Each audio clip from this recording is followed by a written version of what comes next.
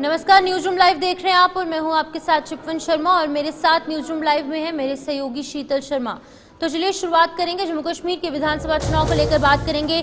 तीसरे चरण का प्रचार प्रसार जो है वो अब थम चुका है। आखिरी चरण के लिए कल यानी 1 अक्टूबर को मतदान होगा।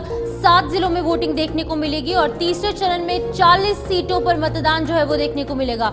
वहीं पोलिंग पार्टियों की बात करेंगे तो उन्हें रवाना किया जा रहा है। तमाम तैयारियां देखने को मिल रही हैं और आपको बता दें कि कल यानी 1 अक्टूबर को थर्ड फेज ऑफ इलेक्शंस यानी आखिरी चरण के मतदान होंगे। 40 सीटों पर ये मतदान देखने को मिलेंगे। 7 जिले इसमें शामिल है, जिसमें कि यहाँ पर 4 जिले जम्मू संभाग के भी शामिल है।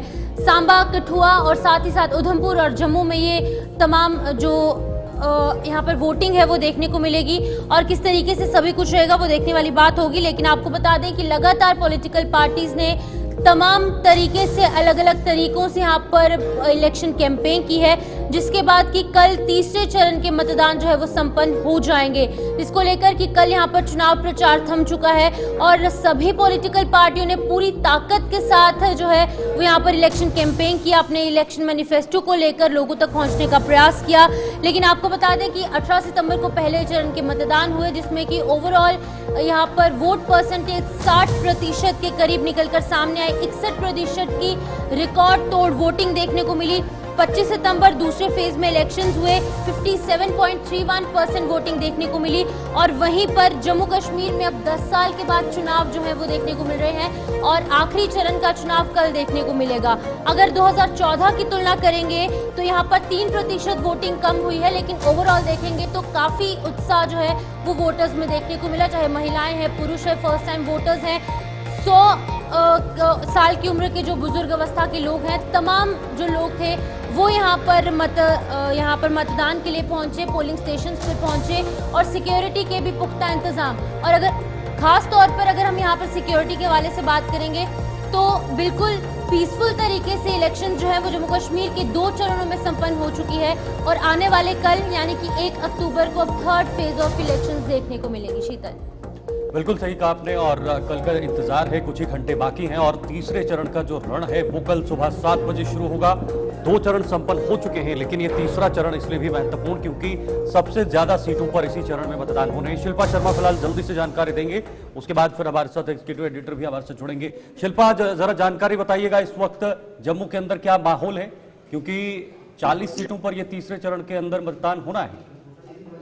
जी बिल्कुल, देखिए इस समय मैं जम्मू के वुमेन पॉलिटेक्निक कॉलेज में हूँ, जहाँ पे स्ट्रॉन्ग रूम बनाया गया है और यहाँ से पोलिंग पार्टीज को जो है वो रवाना किया जा रहा है। करीबन 7 बजे यहाँ से पोलिंग पार्टीज को रवाना किया गया और अभी तक 25 पोलिंग पार्टीज को जो है वो रवाना किया गया है, यानी कि डिस्पैच कर दिया गया अलग अलग पोलिंग स्टेशन में। अगर पोलिंग स्टेशन की बात करें तो 156 के करीब जो है वो पोलिंग स्टेशन है और यहाँ से पोलिंग पार्टीज को जम्मू ईस्ट और जम्मू वेस्ट के लिए रवाना किया जा रहा है। और अभी भी आप देखेंगे तो सिलसिला जारी है, सुबह जो है वो पोलिंग पार्टी यहाँ पर पहुंची हुई है और कड़ी सुरक्षा व्यवस्था के बीच इन्हें यहाँ से जो है वो रवाना किया जा रहा है। अब देखिए हाथों में ईवीएम मशीन और साथ ही साथ सामग्री लेकर जो है वो उन्हें यहाँ से रवाना किया जा रहा है। अब तस्वीर देखिए, जो इंस्ट्रक्शन दी गई है उन इंस्ट्रक्शंस को फॉलो करते हुए पोलिंग पार्टीज यहाँ से जो है वो रवाना हो रही है, डिस्पैच हो रही है। हाथों में ईवीएम मशीन है और साथ ही साथ सामग्री भी। आप देखिए जम्मू कश्मीर पुलिस के जवान भी यहाँ पर तैनात है और साथ ही साथ आपको बता दें कि जिस प्रकार से कड़ी सुरक्षा व्यवस्था जो है वो यहाँ पर देखने को मिल रही है और अलग रूम बनाई गई है।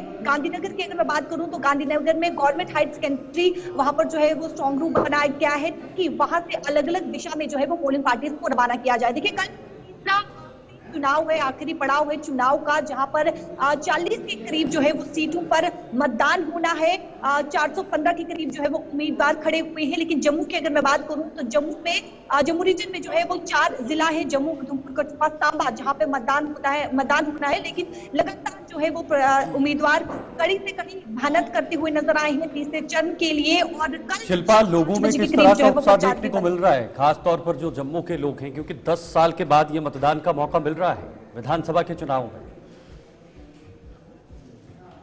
विधानसभा चुनाव होने जा रही है और ये भी साथ ही साथ 370 धारा टूटने के बाद ये चुनाव होने जा रहे हैं। तो 2 अहम बिंदु है ये, इसको लेकर जिस प्रकार से आम जनता से जब हम सवाल करते हैं तो गुस्सा भी नजर आता है और उनका कहीं न कहीं 370 धारा टूटने के बाद जो अब लहर है वो भी कहीं न कहीं नजर आ रही है आम जनता में। 50% आम जनता में वो भी नजर आ रहा है कि 370 धारा टूटने के बाद जम्मू कश्मीर में डेवलपमेंट हुई है, नो डाउट, लेकिन कहीं न कहीं आम जनता, कुछ आम जनता ऐसी है जो भी नाराज भी नजर आ रही है। लेकिन देखिए, ये तीसरा और आखिरी चुनाव है जहां पर वाल्मीकि समाज हो गया या फिर साथ ही साथ अगर हम वेस्ट पाकिस्तान रिफ्यूजी की बात करें तो वो भी पहली बार जो है वो वोट डाल रहे हैं, उन्हें भी हक मिला है वोट डालने का। तो ये बेहद ही अहम जो है वो रहने वाला है तीसरा और आखिरी चुनाव, क्योंकि पहले 2 फेजेस के चुनाव जो है वो पीसफुल तरीके से संपन्न हुए, कोई ऐसी खबर निकल कर नहीं है जिसकी वजह से यहाँ पर पीस और सिक्योरिटी को थ्रेट मिले। अब जम्मू में किस तरीके के हालात देखने को मिल रहे हैं, किस तरीके से सभी सिक्योरिटी के इंतजाम देखने को मिल रहे हैं? की बात करें तो पोलिंग स्टेशन में भी कड़ी सुरक्षा व्यवस्था की गई है। जहाँ पे स्ट्रॉन्ग रूम बनाया गया है वहां पर भी कड़ी सुरक्षा व्यवस्था की है। जम्मू कश्मीर पुलिस के जवान होंगे या फिर सीआरपीएफ के जवान होंगे, उन्हें तैनात किया गया है ताकि जब पोलिंग पार्टीज यहाँ से रवाना हो तो बेफिक्र होकर यहाँ से रवाना हो, पीसफुल तरीके से यहाँ से जो है वो रवाना हो पोलिंग स्टेशन के लिए। और देखिए, सुबह सवेरे जो है वो चीफ इलेक्टोरल ऑफिसर भी एमएम कॉलेज में वहां पर पहुंचे थे, जायजा लिया था। हालांकि वहां पर देखिए शाम के समय जो है वो पोलिंग पार्टीज वहां पर अपने जो ईवीएम मशीन और सामग्री है वो वहां पर रखेंगी, तो वहां पर भी फिलहाल आप बने रहिएगा हमारे साथ और पूरी नजर भी रखिएगा ग्राउंड पर क्या कुछ चल रहा है, क्योंकि कल ये मतदान होने हैं तीसरे चरण के और आखिरी चरण के। जम्मू में 24 सीटें और 16 सीटें कश्मीर संभाग के इसमें शामिल है। फिलहाल इस वक्त न्यूज रूम में हमारे साथ ज्वाइन हो चुके हैं एग्जीक्यूटिव एडिटर जो हमारे साथ हैं गौहर साहब, उनसे भी जानने की कोशिश करेंगे कि इस वक्त की क्या स्थिति है जम्मू संभाग में और कश्मीर संभाग में, क्योंकि आखिरी चरण है, 2 चरण हो चुके हैं, बम्पर वोटिंग भी हुई है और इस आखिरी चरण में किस तरह का जो उत्साह है वो मतदाताओं में देखने को मिल सकता है। गौहर साहब, बहुत बहुत स्वागत और शुक्रिया आपका समय देने के लिए। तीसरे चरण को आप कैसे देख रहे हैं? 2 चरण संपन्न हो चुके हैं और वो पूरा ऑब्जर्वेशन भी हमने किया है कि लोगों में कितना उत्साह, उमंग, उनके चेहरे, उनके मुद्दे, उनका जो एक बॉडी लैंग्वेज था मतदान के दौरान में। तो कल का जो रण है कैसा उत्साह नजर आएगा? देखिए, जहाँ तक कल की हम बात करें तो कल का दिन इंतहाई इम्पोर्टेंट है जम्मू कश्मीर की पॉलिटिक्स के अंदर, क्योंकि लास्ट फेज ऑफ इलेक्शन है और ये लास्ट फेज जो है ये उन इलाकों के अंदर है जो माना जाता है काफ़ी हॉट सीट्स हैं और काफ़ी ज़्यादा होल्ड 2 पार्टीज़ का है, एक भारतीय जनता पार्टी और सेकेंडली माना जा रहा है कि डायरेक्टली मुकाबला जो है वो कांग्रेस का है। इसके साथ साथ जब आप कश्मीर प्रोविंस में आएंगे तो एंटायर नॉर्थ आपका चुनाव में है, कुपवाड़ा, बारामूला और बांडीपोरा, ये 3 डिस्ट्रिक्ट्स आपके जाएंगे जो कल इलेक्शन में होंगे। कुल मिलाकर 17 के करीब फॉर्मर मिनिस्टर्स है जो मैदान के अंदर है और जब आप इसको देखेंगे तो ये ऑटोमेटिकली हाइपर सेंसिटिव बन रहा है। क्यों? ये वो सीट्स है जहां पर बीजेपी इस पोजीशन में आएगी कि क्या वो स्टेट के अंदर क्लेम कर पाएगी स्टेट गवर्नमेंट बनाने के लिए या नहीं, क्योंकि बीजेपी का मानना है कि एंटायर ये सारी सीटें जो है ये बीजेपी डोमिनेटेड सीटें हैं और यहाँ पर एक अपर हैंड बीजेपी का है। कांग्रेस का ये मानना है कि लोकसभा के अंदर जिस तरीके से वोट खिसका है बीजेपी का और बीजेपी का वोट ग्राफ नीचे आकर कांग्रेस का वोट ग्राफ बढ़ा है, इसलिए उन्हें काफी एक्सपेक्टेशन है कि जम्मू प्रोविंस की ये जो कठुआ के अंदर, सांबा के अंदर, हीरानगर के अंदर और आसपास के बेल्ट्स के अंदर जितनी भी सीटें हैं यहां से वो कहीं ना कहीं अपनी जीत जो है वो दर्ज करेंगे। लेकिन फिर हम ओवरऑल जब आप देखेंगे तो ये मुकाबला इंतहाई दिलचस्प एक पॉइंट ऑफ व्यू से है, क्योंकि दोनों पार्टियों ने पसीना काफी बहाया है। फिर गौहर साहब, जिस तरह से आपने कहा कि कांग्रेस को बढ़त मिली थी लोकसभा के चुनाव में, वोट शेयर उनका बढ़ा था, लेकिन जिस तरह से उनका वोट शेयर बढ़ा वो कॉन्फिडेंस नजर आ रहे थे, राहुल गांधी को एकदम से उन्होंने फ्रंट पे लाया, क्या उस हिसाब से प्रचार प्रसार हो पाए हैं इन विधानसभा चुनाव के कांग्रेस के दृष्टिकोण से? देखिए, अभी जिस तरीके से हमने एक मेगा कैंपेनिंग बीजेपी की देखी, हर एक असेंबली सेगमेंट के अंदर कोई न कोई लीडर लगा रहा, किसी न किसी तरीके से दिल्ली से लोग आए जिन्होंने प्रचार को और ज्यादा मजबूत बनाया। फिर दूसरा जो लाइन था वो ये था कि जो टॉप रैंक लीडर्स थे वो बड़ी बड़ी जनसभाएं कर रहे थे, जो सेकेंड लाइन लीडर्स थे वो छोटी छोटी जनसभाएं, यानी चौराहे पर बैठकर, खेत में जाकर लोगों से बात करना, मंदिर के बाहर लोगों से बैठकर बातचीत करना, ये एक एक प्रोसेस दिखा। फिर थर्ड फ्रंट था ये कि युवा वोटर्स तक कैसे पहुंचा जाए। तो बीजेपी का जो प्लान ऑफ सेटअप प्लान हमने यहां देखा जम्मू के अंदर कि युवा वोटरों तक पहुंचने के लिए युवा चेहरों को ही इस्तेमाल किया गया, इन्फ्लुएंसर्स को इस्तेमाल किया गया, उन लोगों को इस्तेमाल किया गया जिनकी कोई पहुंच है, जिनकी बात को कोई सुनता है, और उनके जरिए से वहां तक जाने की कोशिश की है।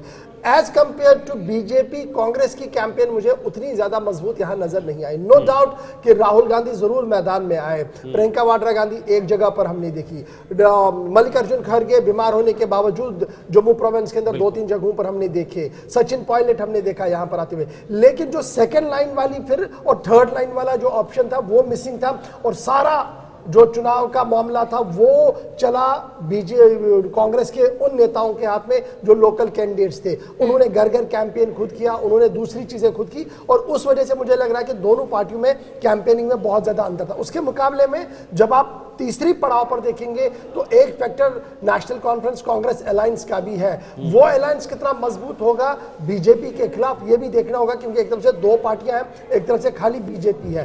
फिर तीसरा फैक्टर, अगर जम्मू में वो ज्यादा नजर नहीं आएगा आपको, लेकिन कहीं ना कहीं वो फैक्टर आप नजरअंदाज नहीं कर सकते हैं, महबूबा मुफ्ती वाला फैक्टर, वो भी एक इंपॉर्टेंट फैक्टर है, क्योंकि उसने जब रोड शोज किए उसने यहां पर एक अच्छी गैदरिंग लगाई, और वो रोड शोज किनके वोट काटेंगे, क्या वो कांग्रेस का वोट कटेगा, नेशनल कॉन्फ्रेंस का वोट कटेगा, या बीजेपी से वोट कटेगा, वो एक बड़ा इंपॉर्टेंट फैक्टर होगा कि ये कैसे चलेगा। तो ऑल जो है सीधी सीधी बात जो है, चुनाव उतना आसान नहीं है, कैंपेनिंग अलग अलग अंदाज से सबने की है, लेकिन at the end of the day कल वोटर्स ने फैसला करना है, जिन्होंने बाहर आना है, वोट डालना है, वो क्या कुछ करेंगे, सबसे बड़ा फैसला वो होगा। बिल्कुल गौहर सर, जिस तरीके से हम देख रहे हैं कि जम्मू डिवीजन के 4 डिस्ट्रिक्ट्स के यहाँ पर अलग अलग डिस्ट्रिक्ट्स में मतदान होने हैं, और ये इलाके हिंदू बाहुल्य इलाके हैं, तो अगर हम देखेंगे तो बीजेपी के लिए कितना इंपॉर्टेंट है, और दूसरी तरफ क्योंकि स्टार कैंपेनर्स भी यहाँ पर आई हैं, और दूसरी तरफ जिस तरीके से आपने बताया कि नेशनल कॉन्फ्रेंस और कांग्रेस ने उतनी कैंपेनिंग नहीं की है, तो क्या किस तरीके से देखते हैं आप इन सभी चीज़ों? देखिए, कैंपेनिंग का असर पड़ता है, ऐसा बिल्कुल नहीं कि आप समझेंगे कैंपेनिंग का असर नहीं पड़ता है। आपके सामने कौन लीडर बात कर रहा है इसका मैटर है। जब प्राइम मिनिस्टर बात करेंगे तो ये एक अथॉरिटी बात कर रही होती है, जब होम मिनिस्टर बात करेंगे जनसभा से तो एक अथॉरिटी बात कर रही होती है। No doubt model code of conduct लगा होता है, लेकिन उनके पीछे वाला पावर जो है वो सीधे दिखता है उनकी तकरीरों के अंदर। इसी तरीके से जो लीडर ऑफ अपोजिशन जो कैबिनेट रैंक के स्टेटस रखते हैं, जब वो कोई बात करते हैं तो वो हल्की में नहीं बात ली जा सकती है, उसका जवाब वापस काउंटर आता है, और ये चीजें हमने देखी है। लेकिन ग्राउंड पर जो लोग चेयर पर बैठकर ताली बजाते हैं, जो रेडियो टीवी पर बाद में बातें सुनते हैं, जो चौराहे चौपाल पर बैठकर बाद में तजिया करते हैं, एक्सप्लेनेशन से एक दूसरे को देते हैं कि भैया इसने ये कहा, इसने ये किया, वही एक कंसेंसस बनता है कि अब हवा कौन सा रुख लेगी। इसलिए मैंने कहा कि ये चुनाव इंतहाई महत्वपूर्ण है, क्योंकि किसी ने कोई कसर नहीं छोड़ी है। जिस तरीके से पसीना पार्टीज ने बहाया, उसी तरीके की मेहनत मतदाता ने की है पिछले 2 फेज के अंदर, और यहां पर तीसरे फेज में मुझे रिकॉर्ड बम्पर वोटिंग की उम्मीद है, क्योंकि एंटायर जम्मू प्रोविंस जिनसे हम कहते हैं उसमें ये जो सीटें हैं ये इंतहाई हाइपर सेंसिटिव है और इंपॉर्टेंट सीटें हर एक के लिए है। ठीक है गौर साहब, लौटते हैं आपके पास। किशोर भी हमारे साथ बने हुए हैं। किशोर, उधमपुर में किस तरह की तैयारियां हो रही हैं इस तीसरे चरण के लिए, और अभी तक कितनी पोलिंग पार्टियों को रवाना किया है ऊपरी इलाकों में, खासतौर पर जो दूर दूर के इलाके हैं?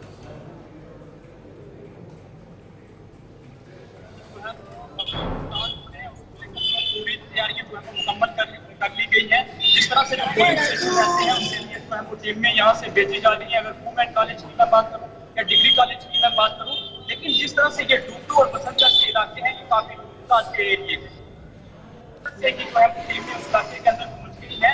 लेकिन जिस तरह से गौर साहब ये जिक्र कर रहे थे कि ये मतदान कल होना है, उसको लेकर जिस तरह से तैयारियां हैं वो जिला प्रशासन के साथ साथ जो सिक्योरिटी फोर्स है उनकी तरफ से कर ली गई है। लेकिन जिस तरह से कल जो है वो मतदान बंद होना है, तो जितने भी उम्मीदवार जो है वो इस बार उतरे हैं तो उनकी अलग अलग पार्टियों की स्टार प्रचारक थे उधमपुर शहर के अंदर उनकी तरफ से पूरा जो है दिखाया जाता है। लेकिन ये जो उधमपुर की में 4 ठीक है किशोर, फिलहाल आपको रोकना चाहूंगा क्योंकि आपकी आवाज जो है वो हमारे दर्शकों तक नहीं पहुंच पा रही है। दोबारा से आपसे जोड़ने की कोशिश करेंगे, लेकिन गौहर साहब, जितना इंपॉर्टेंट कश्मीर जम्मू के लिए ये आखिरी चरण है, उतना इंपॉर्टेंट कश्मीर के लिए भी है। अगर बीजेपी जोर दे रही है तो नेशनल कॉन्फ्रेंस भी पीछे नहीं है। दोनों दल जो है वो दावा कर रहे हैं कि हम सरकार बनाएंगे। बीजेपी कह रही है कि इस बार हमारी सरकार बनेगी, जम्मू का मुख्यमंत्री बनेगा। नेशनल कॉन्फ्रेंस और कांग्रेस कह रही है कि हमारे गठबंधन की ही सरकार बनेगी। अब ये आखिरी चरण ही तय करेगा कि किसकी सरकार बनने वाली है। क्या लगता है इस चरण में लोगों का रुझान क्या होगा, किस तरफ उनका ज्यादा झुकाव होगा एज कंपेयर टू जो दो पिछले चरण हुए? देखिए, कश्मीर प्रोविंस की जब आप बात करेंगे तो मोर देन 15 लाख वोटर जो कल घर से बाहर आएंगे अपने वोट का इस्तेमाल करेंगे। कुल मिलाकर 202 कैंडिडेट नॉर्थ कश्मीर के अंदर, फिगर भी मैटर करता है। 202 कैंडिडेट है आपके कुपवाड़ा के अंदर, बारामूला के अंदर और बांडीपोरा के अंदर। ये आपकी सीट शेयरिंग है। फिर मुजफ्फर हुसैन बेग कद्दावर नेता है, फॉर्मर डिप्टी चीफ मिनिस्टर रहे हैं, फाइनेंस मिनिस्टर रहे हैं, वो मैदान में है। सज्जाद गनी लोन 2 जगह से चुनाव के अंदर है। ताज मोहिउद्दीन फॉर्मर मिनिस्टर है, गुलाम अहमद मीर फॉर्मर मिनिस्टर है, इमरान रजा अंसारी मैदान में है और इस तरीके से फॉर्मर IAS और KPS अफसर्स भी मैदान के अंदर जो पहली बार चुनाव। बिल्कुल। इसलिए जब कैंपेन ट्रायल को हमने देखा, चाहे अवामी इत्तेहाद पार्टी की इंजीनियर रशीद की बात करें तो रात देर गए तक कैंपेन हमने देखा, एक दूसरे की पॉलिसियों को तनकीद करते हुए भी देखा। सज्जाद की बात करें तो उसने भी कम बैक करते हुए नजर आए, कई कॉन्स्टिट्यूएंसीज के अंदर वो कम बैक करते हुए नजर आए जहां लग रहा था कि शायद वन वे है, वन वे वाली बात नहीं बची वहां। नेशनल कॉन्फ्रेंस के उमर अब्दुल्ला ने जब से नॉर्थ कश्मीर हारा है उसके बाद काफी फूक फूक कर वो चले हैं और उन्होंने मतदाताओं से भी सीधी सीधी ये बात कही कि आप कह रहे हैं जी उमर साहब आगे बढ़ो, हम तुम्हारे पीछे, मैं पिछली बार हारा हूं, मैंने पीछे देखा कोई मेरे साथ नहीं थे, अब की बार ऐसा नहीं होना चाहिए। यानी कहीं ना कहीं वो वोटर को याद दिला रहा था कि आप बड़ी तादाद में मुझे सुनने आते हैं, मुझे मालाएं भी पहनते हैं, लेकिन इनसे कुछ नहीं होना है जी, आपने बाहर आके हल वाले बटन पर निशान दबाना हो।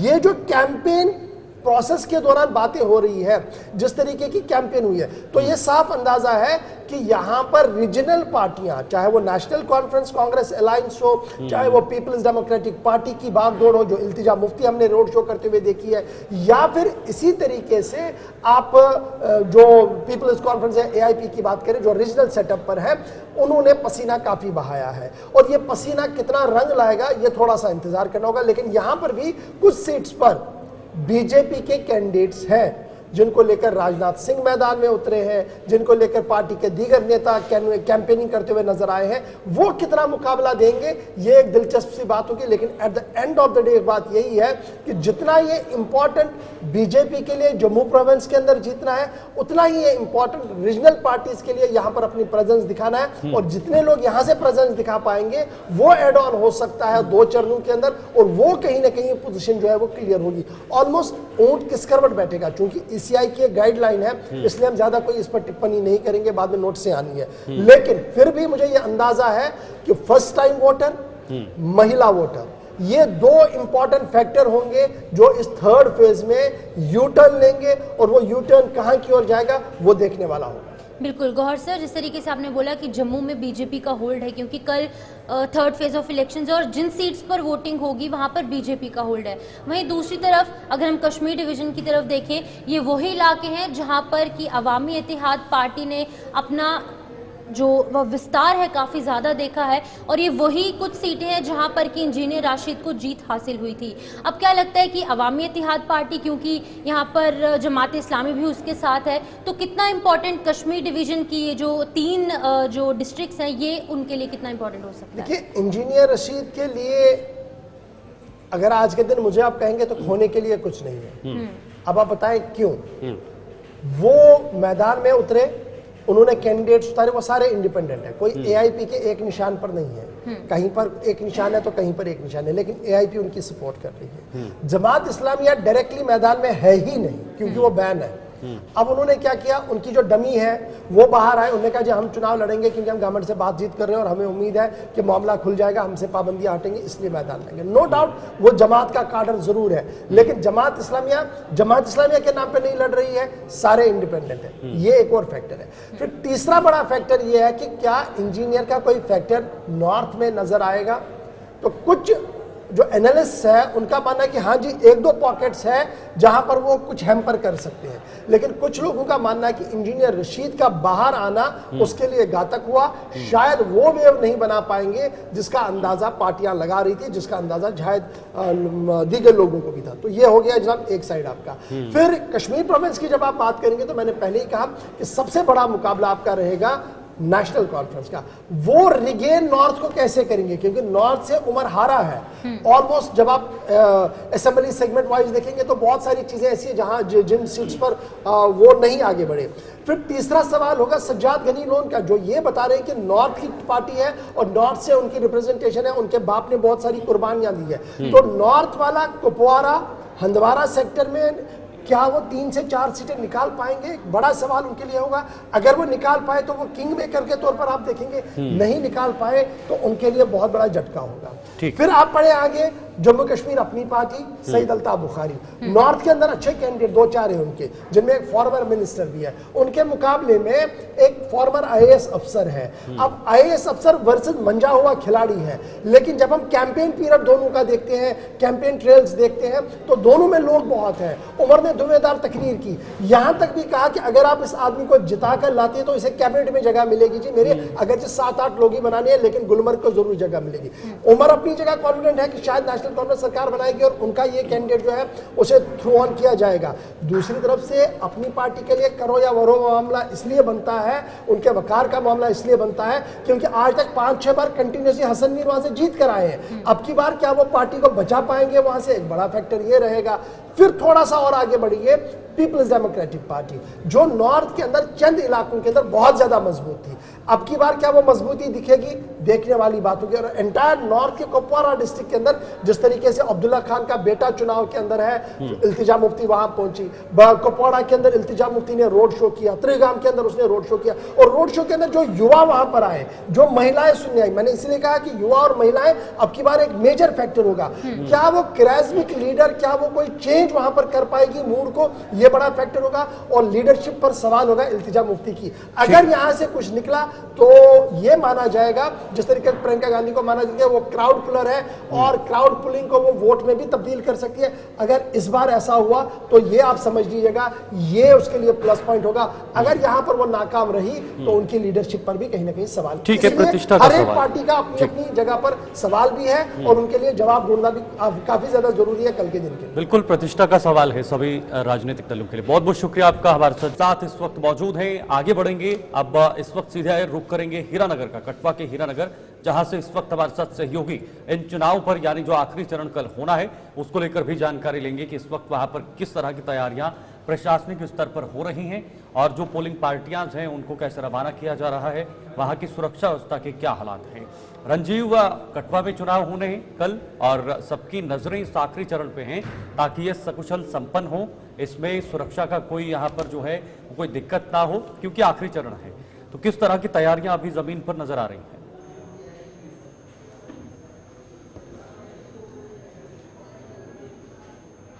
राजीव,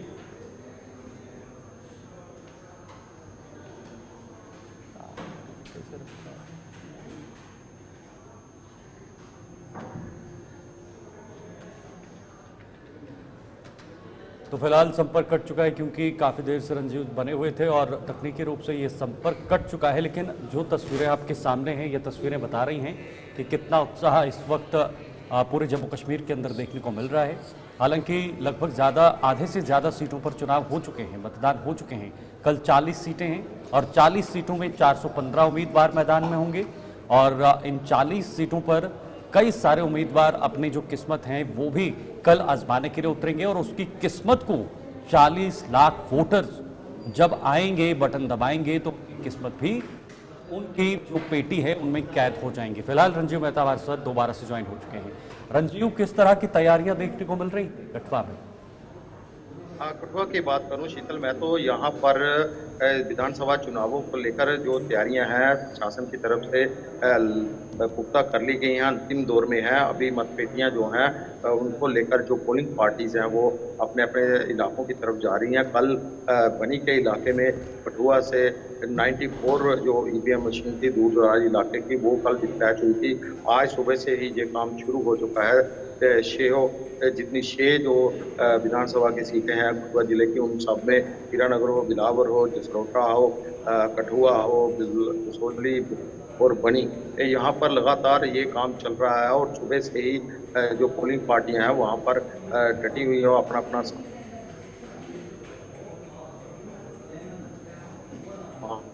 लेकर बड़ी सुरक्षा बजे वोटिंग होनी है 6 कॉन्स्टिट्यूंसीज में, और वहां पर ये 7 बजे से पोलिंग शुरू हो जाएगी। और 5 लाख से अधिक मतदाता जो है कठुआ जिले के इस बार अपनी पसंदीदा 6 विधायक जो है वो चुनकर असेंबली में भेजने की तैयारी है।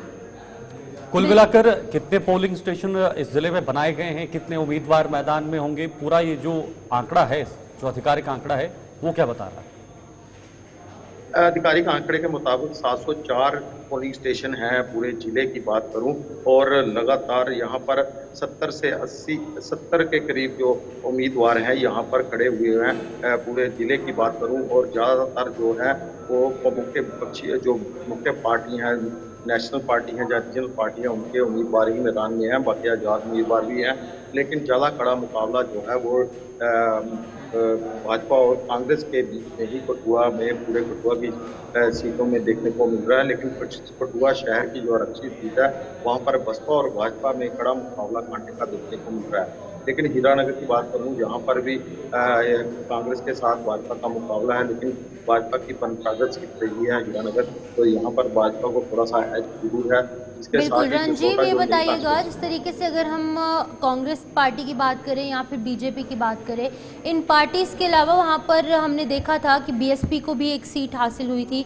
बीएसपी का भी जनाधार काफ़ी ज़्यादा है वहाँ पर, और काफ़ी ज़्यादा लोकप्रिय पार्टी वो कुछ इलाकों में देखने को मिलती है। तो किस तरीके से समीकरण निकल सकते हैं, क्योंकि हमने देखा लोकसभा में यहाँ पर बीजेपी के पक्ष में वोट आए, लेकिन कहीं ना कहीं वोट परसेंटेज डाउन हुआ, वोट शेयर जो है वो गिरता नजर आया। किस तरीके से समीकरण बनेंगे? हाँ शिफन, मैं बताऊं, क्योंकि आपने कहा कि बीएसपी का वोट शेयर की बात की, तो डीडीसी के चुनाव में जरूर जो 13 डीडीसी मेंबर जो पूरे कठुआ जिले में बने थे, उनमें से 12 जो थे वो भाजपा के बने थे और एक बीएसपी का, वो नगरी इलाके से बना था जो कठुआ की आरक्षित सीट के अंतर्गत पड़ता है। वहाँ पर सोमनाथ मल्होत्रा जो बीएसपी के फाइनल लीडर थे, नेता स्वर्गीय सोमनाथ मल्होत्रा, वो उनके बेटे जो डीडीसी हैं संदीप मल्होत्रा, वो इस बार को, क्योंकि वहाँ पर उनका वोट शेयर काफ़ी ज़्यादा है, जातीय समीकरण भी उनके साथ है, तो इसको लेकर भी वहाँ पे मुकाबला काफ़ी दिलचस्प है। बाकी कॉन्स्टिट्यूंसी की बात करें तो बुटोली। ठीक है रंजीव, फिलहाल बहुत बहुत शुक्रिया आपका, धन्यवाद। ये तमाम जानकारी के लिए इश्तियाक में इस वक्त बारामूला से हमारे साथ जुड़ गए हैं, क्योंकि बारामूला में भी चुनाव होने हैं, कई सारे उम्मीदवार वहां पर भी मैदान में हैं। वहां की क्या तैयारियां हैं वो भी दर्शकों तक पहुंचाएंगे। फोन लाइन पर इरशाद भट्ट। इरशाद, बारामूला में किस तरह की तैयारियां हैं? 101 उम्मीदवार बारामूला से जमीन पर हैं। जी बिल्कुल शीतल, अगर हम बारामूला के हवाले से बात करें, क्योंकि यहाँ पे तकरीबन 25 उम्मीदवार जो है अपनी किस्मत आजमाई कर रहे हैं, क्योंकि ये जो लोग हैं ये पार्टिसिपेट कर रहे हैं। इसमें तकरीबन 15 जो है इंडिपेंडेंट कंटेंट है और 10 जो है अलग अलग सियासी जमातों के जो लीडरान हैं जो इसमें कैंडिडेट है, जो इसमें हिस्सा ले रहे हैं। और बाकायदा तौर पर कल जो है यहाँ पे वोटिंग हो गई, और इसके चलते आज रिटर्निंग ऑफिसर और उसकी जानिब से जो है यहाँ पे जो इंतजाम किए गए हैं, चाहे जिला तरक्याती कमिश्नर या पूरे एडमिनिस्ट्रेशन के हवाले से बात करें, क्योंकि आज सुबह से ही पोलिंग स्टाफ को जो है रवाना किया गया है अलग अलग इलाकों में।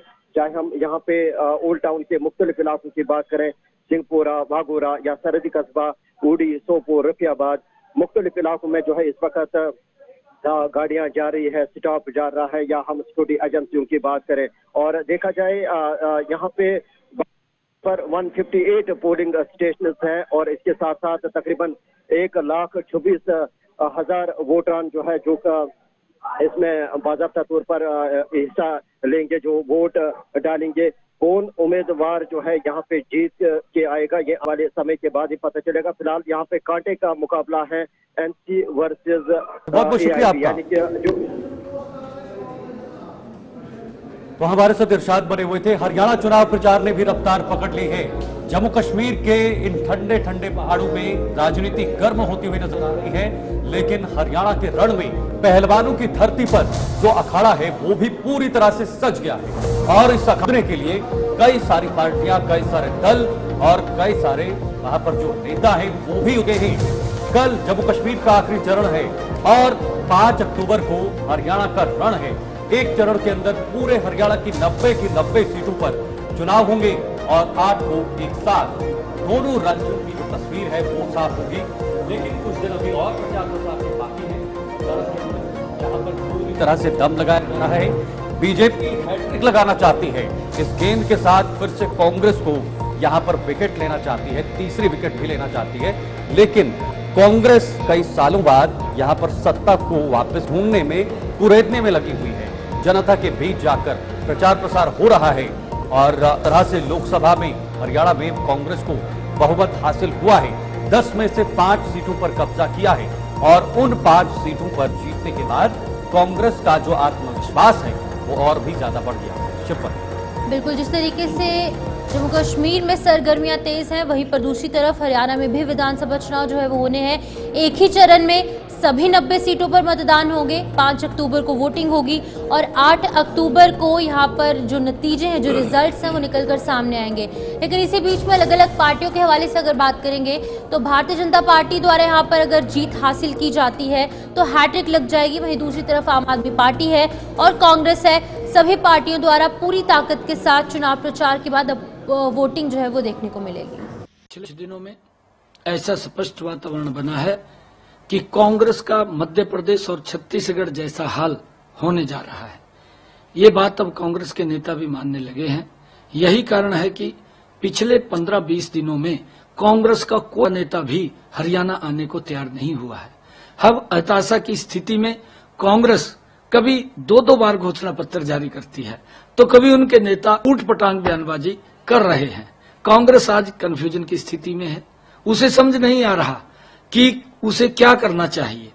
अब अचानक खबर आई है कि विदेशी धरती पर आरक्षण विरोधी बयान देने वाले राहुल गांधी 2-3 दिन के राजनीतिक पर्यटन पर हरियाणा आ रहे हैं। हरियाणा अच्छी जगह है। पिछले 10 साल में भाजपा की सरकार ने हरियाणा का चहु और विकास किया है, इसलिए वो यहाँ आए, घूमें और अपना पर्यटन करें। लेकिन कुछ सवालों के जवाब हरियाणा उनसे जरूर पूछेगा। राहुल गांधी जी उसका जवाब देकर जाएं। हरियाणा का युवा पूछेगा कि हुड्डा के राज में खर्ची पर्ची पर वो चुप्पी क्यों रखे हैं। हरियाणा का दलित छेगा। तो फिलहाल झारखंड विधानसभा चुनाव की तैयारियां भी तेज हो गई हैं। देखिए, झारखंड में भी अब शुरू हो चुका है। पीएम नरेंद्र मोदी झारखंड का दौरा करेंगे और 2 अक्टूबर को पीएम मोदी हजारीबाग जाएंगे। वहां पर इन चुनाव की शंखनाद की शुरुआत भी पीएम मोदी द्वारा हो जाएगी। हालांकि अभी अधिकारिक तौर पर इन चुनाव का ऐलान और घोषणा नहीं हुई है, लेकिन संभवतः इसी साल के अंत में और या फिर अगले महीने या दिसंबर तक चुनाव होने सुनिश्चित है। दिसंबर में नहीं तो जनवरी फरवरी महीने तक ये चुनाव हो सकते हैं। लेकिन फिलहाल इन चुनाव से ठीक पहले अब बीजेपी अपना तीर निशाने पर फेंकने के लिए अभी से कमर कस चुकी है और बाकी राज्यों के साथ साथ झारखंड में कैसे सरकार बनाई जाए वहां पर भी पहले ही बीजेपी एक बहुत बड़ा दांव खेल चुकी है। लेकिन उस दांव के साथ क्या इस अखाड़े में अब बीजेपी जीत पाएगी या सत्ता में लौट पाएगी, ये कह पाना मुश्किल है। झारखंड और महाराष्ट्र के अंदर विधानसभा के चुनाव बहुत जल्द होने वाले हैं।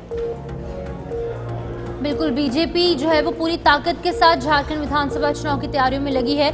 झारखंड के साथ साथ महाराष्ट्र में भी जो विधानसभा चुनाव है उसका ऐलान होना है, लेकिन अभी ऐलान होने से पहले ही तमाम सियासी दल जो है वो तैयारियों में जुट चुके हैं। खास तौर पर अगर हम भारतीय जनता पार्टी की बात करेंगे तो इस पार्टी के जिन्होंने कमान संभाली है, यानी कि जो प्रधानमंत्री नरेंद्र मोदी हैं, वो खुद झारखंड के तमाम दौरे टुके हैं और 20 दिन के अंदर हमने देखा कि यहाँ पर 2 अलग अलग समय पर 2 अलग अलग जगहों पर दौरे देखने को मिले हैं। इसके बाद कि अब 2 अक्टूबर को यानी कि आने वाले 2 दिन के अंदर प्रधानमंत्री नरेंद्र मोदी जो है हजारीबाग विजिट करेंगे और इस दौरान विनोबा भावे यूनिवर्सिटी में एक कार्यक्रम को संबोधित किया जाएगा, जहां पर तमाम आला अधिकारी मौजूद होंगे, स्टूडेंट्स मौजूद होंगे, युवा मौजूद होंगे और इसी के साथ साथ ये तमाम तैयारियां जो है वो विधानसभा चुनाव को लेकर चल रही हैं, क्योंकि जिस तरीके से ताकत के साथ भारतीय जनता पार्टी मैदान में, क्योंकि काफी मजबूती झारखंड में भारतीय जनता पार्टी को मिली है, क्योंकि फॉर्मर चीफ मिनिस्टर अगर हम हेमंत सोरेन की बात करें और अन्य जो बड़े चेहरे हैं उन्होंने कहीं ना कहीं भारतीय जनता पार्टी ज्वाइन की है, जिसकी वजह से भारतीय जनता पार्टी का कॉन्फिडेंस अब आसमान छू रहा है और लगातार अभी से ही तैयारियां जो है वो बीजेपी द्वारा की जा रही हैं, क्योंकि काफी इस बार जो है वो कॉन्फिडेंट ये पार्टी नजर आ रही है, क्योंकि तमाम बड़े चेहरों ने भारतीय जनता पार्टी ज्वाइन की है, ग्राउंड लेवल पर मजबूती मिली है और तमाम वो चेहरे जो लोगों के लिए काम कर चुके हैं, जो यहाँ पर एज अ मिनिस्टर सर्व कर चुके हैं, वो बीजेपी में अब शामिल हो चुके हैं। इसके बाद अब बीजेपी जो है वो लगातार कार्य कर रही है और विधानसभा चुनाव को लेकर तैयारियों में जुट चुकी है। बिल्कुल, पीएम नरेंद्र मोदी तो झारखंड जाएंगे, लेकिन उसके अलावा एलजेपी के सुप्रीमो यानी चिराग पासवान ने भी झारखंड के अंदर एंट्री कर ली है। उन्होंने सीधे सीधे आह्वान किया है कि यहाँ पर युवाओं को रोजगार चाहिए और उन युवाओं के लिए हम लड़ेंगे और सरकार जो है वो बनाएंगे। अब देखना होगा कि युवा चिराग पासवान जिन्होंने अपनी लोकप्रियता को लोकसभा चुनाव के बाद हासिल किया है और बिहार में जितनी सीटों पर उन्होंने चुनाव लड़ा वो सभी सीटें उन्होंने जीती, एक रिकॉर्ड बनाया, यानी 100% जीत उन्होंने अपने पाले में की और उसके बाद उनकी लोकप्रियता के मुरीद कई सारे युवा हुए हैं। अब झारखंड में उनकी एंट्री क्या युवाओं को लुभा पाएगी? मनीष झा हमारे सहयोगी इस वक्त हमारे साथ ज्वाइन हो चुके हैं। मनीष, झारखंड में अभी से ढोल बजना शुरू हो गए हैं, चुनावी ढोल बजना, और पीएम मोदी लगातार एक्शन मोड में नजर आ रहे हैं। हजारीबाग पहुंचेंगे, क्या पूरी जानकारी है और किस तरह की स्थिति अभी बन रही है?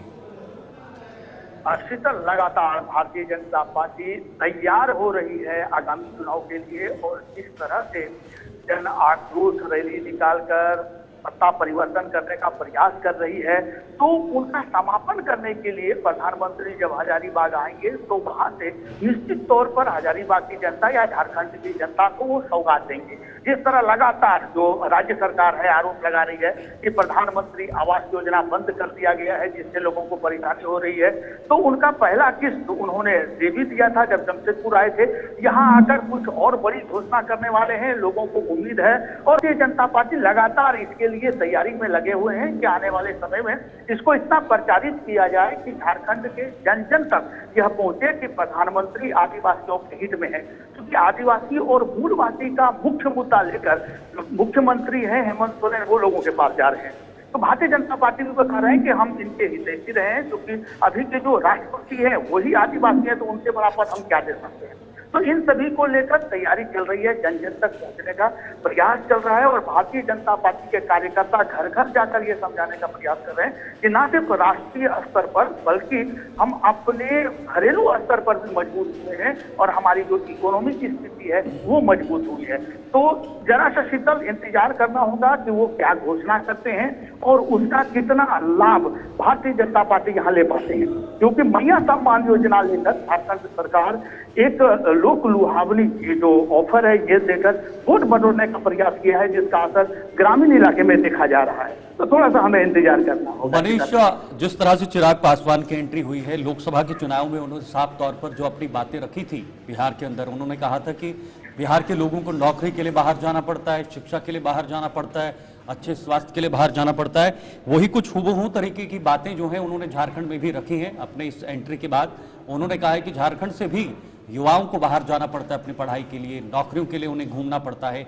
ये तमाम मुद्दे जब चिराग पासवान की तरफ से सामने रखे जाएंगे तो क्या एक युवाओं के जो आइडियल माने जा रहे हैं पिछले लोकसभा चुनाव से, जो लोकप्रियता उन्होंने हासिल की है बिहार के अंदर, क्या वो अपना जो पैर है वो फैला सकते हैं झारखंड के अंदर भी?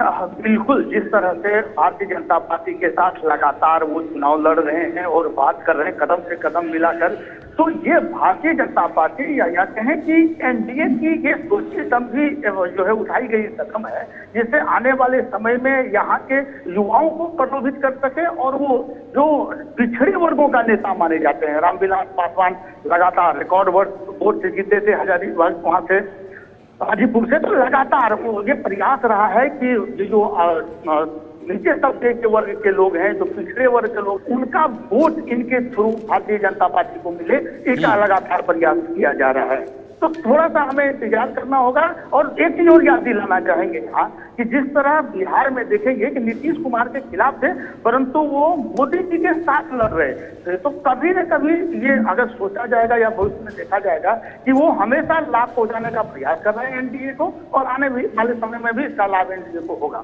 जी शीतल। बिल्कुल मनीष, जानना चाहूंगी जिस तरीके से बड़े चेहरों ने बीजेपी ज्वाइन की है, फॉर्मर चीफ मिनिस्टर जो है हेमंत सोरेन, उन्होंने भी बीजेपी ज्वाइन किया झारखंड के अंदर, और बड़े फेरबदल यहां पर देखने को मिले हैं। इन तमाम चीजों का फायदा कहीं ना कहीं बीजेपी को विधानसभा चुनाव में होने वाला है, कितनी नजर आ रही है? क्योंकि अभी तक अनाउंसमेंट नहीं हुई है विधानसभा चुनाव की, और पहले से ही बीजेपी जो है वो ताकत झोंकती नजर आ रही है।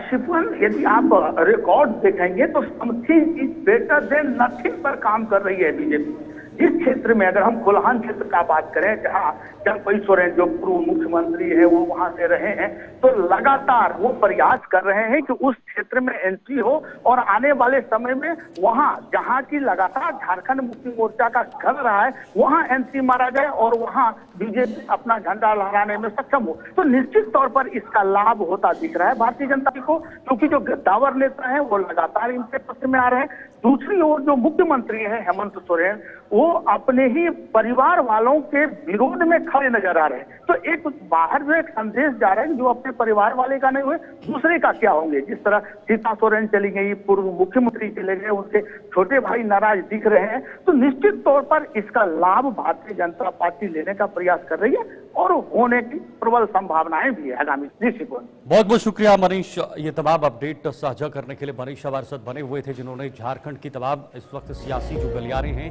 उसको लेकर जानकारी दी है। दिल्ली में बीजेपी और आप के बीच सियासी बवाल देखने को मिल रहा है। दिल्ली सीएम आतिशी ने सड़कों का निरीक्षण किया है। नई नवेली सीएम सबसे पहले सड़कों पर उतरी। दिल्ली के हालातों को लेकर उन्होंने बीजेपी को जिम्मेदार ठहराया है। आतिशी समेत आप नेताओं ने जमकर घेरा, सवाल उठाए, बीजेपी पर कटाक्ष किया, और ये तस्वीर आप खुद देख सकते हैं। जब से आतिशी ने कमान संभाली है तब से जो वरिष्ठ नेता हैं उनके साथ मिलकर ये निरीक्षण किए जा रहे हैं। खुद अरविंद केजरीवाल भी उनके साथ जो हैं वो जमीनी स्तर पर हालात देख रहे हैं। लेकिन बड़ा सवाल ये है कि जब सरकार में भी आम आदमी पार्टी और एमसीडी में भी पार्टी, लेकिन उसके बाद भी ये पूरा ठीकरा विपक्ष पे फोड़ा जा रहा है। ये कहा जा रहा है कि विपक्ष दिल्ली के लोगों को परेशान कर रहा है। सुनिए। जैसा कि आप सब जानते हैं कि 2 दिन तक लगातार आम आदमी पार्टी के मुखिया, दिल्ली के पूर्व मुख्यमंत्री अरविंद केजरीवाल जी और मैंने दिल्ली के अलग अलग हिस्सों की सड़कों का निरीक्षण किया, और ये निकला कि दिल्ली की सड़कें, जैसा आप सबको पता है, बहुत बुरे हाल में है, जगह जगह टूटी हुई है। अरविंद केजरीवाल जी ने दिल्ली विधानसभा में मुझे एक पत्र भी दिया, और दिल्ली की सड़कें जल्द से जल्द ठीक हो उसका आह्वान भी किया। आज दिल्ली सरकार के सारे मंत्री ग्राउंड पे उतरे हुए हैं, दिल्ली के अलग अलग हिस्सों में उतरे हुए हैं। ये फैसला कल एक ऑल मिनिस्टर्स मीटिंग में हुआ है। अलग अलग मंत्री ने दिल्ली के अलग अलग हिस्सों की जिम्मेदारी ली है। मैंने खुद south Delhi, south east Delhi की सारी सड़कें निरीक्षण करने की जिम्मेदारी ली है। सौरभ भारद्वाज जी ने ईस्ट दिल्ली की सड़कें निरीक्षण करने की जिम्मेदारी ली है। गोपाल राय जी ने नॉर्थ ईस्ट दिल्ली की सड़कें निरीक्षण करने की जिम्मेदारी ली है। इमरान हुसैन जी सेंट्रल और न्यू दिल्ली डिस्ट्रिक्ट रहे हैं। Kailash Gahlot ji south west Delhi, outer Delhi, और मुकेश अहलावत जी नॉर्थ वेस्ट दिल्ली। इस समय सुबह 6:30 बजे दिल्ली सरकार के सारे मंत्री दिल्ली की सड़कों का निरीक्षण करने में उतरे हुए हैं। आने वाले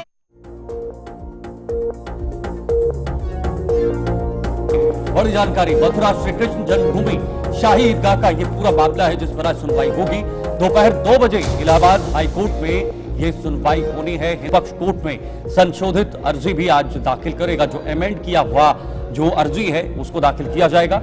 यह हाईकोर्ट में, इलाहाबाद के हाईकोर्ट में अहम सुनवाई होनी है जिस पर सबकी नजरें बनी रहेंगी, क्योंकि ये काफी ज्यादा अहम सुनवाई मानी जा रही है। मुस्लिम पक्ष इस पर अपनी आपत्ति दाखिल करेगा, यानी पहले जो हुआ है वही आज भी इसी तरह का जो वहां पर दृश्य है वो देखने को मिल सकता है। मुस्लिम पक्ष अपनी तरफ से आपत्ति भी दायर कर सकता है। लेकिन अहम यह है कि मथुरा श्री कृष्ण जन्मभूमि का जो मामला है, जो पिछले कई दिनों से फिर से सुर्खियों में आ चुका है, शाही ईदगाह का जो मामला है उस पर यह सुनवाई होनी है। दोपहर 2 बजे यानी दोपहर में ये सुनवाई होगी और हिंदू पक्ष कोर्ट में अपनी अर्जी भी दाखिल करेगा।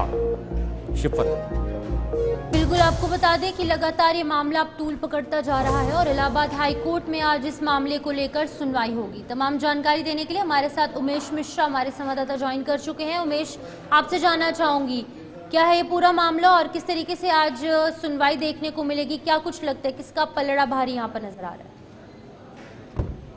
शिफोन, बिल्कुल इलाहाबाद हाई कोर्ट में आज अहम सुनवाई है और कहीं ना कहीं जिस तरह से मथुरा श्री कृष्ण जन्मभूमि शहरी निकाह का जो मामला है, आज दोपहर 2 बजे इलाहाबाद हाई कोर्ट में इसकी सुनवाई होगी और कहीं ना कहीं हिंदू पक्ष कोर्ट से संशोधित अर्जी करेगा दाखिल। साथ ही साथ जो मुस्लिम पक्षकार है ये अपनी आपत्ति दाखिल कर सकते हैं, इस तरह की सूचना है। हालांकि अब 2 बजे सुनवाई होगी और उसके बाद ही कुछ समझने और देखने को मिलेगा आखिर क्या कुछ कोर्ट का रुख रहा है। कोर्ट लगातार दोनों पक्षों की सुनवाई कर रहा है, तो कहीं न कहीं जो साक्ष्य होंगे, जो तमाम तर्क होंगे, उसके बाद ही कुछ निर्णय आएंगे और 2 बजे जब सुनवाई होगी तब ही स्पष्ट हो पाएगा कि आखिर कोर्ट का फैसला क्या है।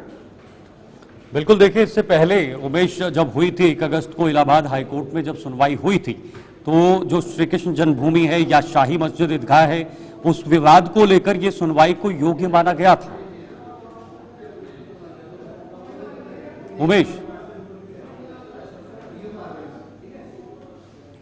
उमेश आप सुन पा रहे हैं?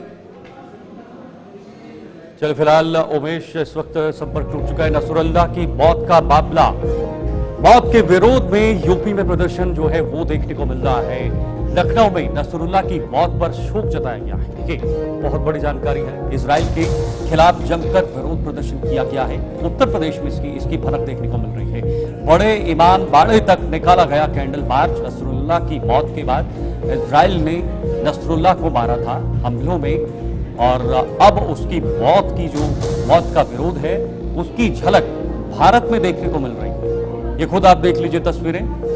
आज नहीं बल्कि जब पहले भी इजराइल और फिलिस्तीन का ये मामला उठा था, उस समय भी भारत के अंदर फिलिस्तीन के समर्थन में लोग निकलकर बाहर आए थे और अब नसरुल्लाह की मौत के बाद यूपी में विरोध प्रदर्शन देखने को मिल रहा है, जिसकी तस्वीरें भी आपकी थी स्क्रीन पर।